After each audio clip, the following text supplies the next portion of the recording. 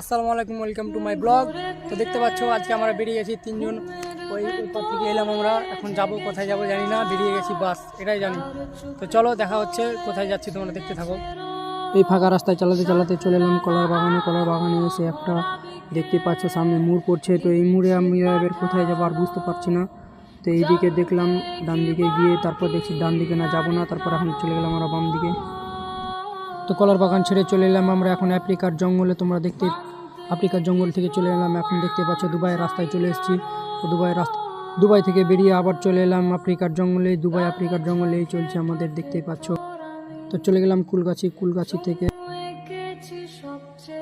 বতলা মোড় থেকে এখন যাচ্ছি এসি সোজা আছে এখন আবার বাম্পার।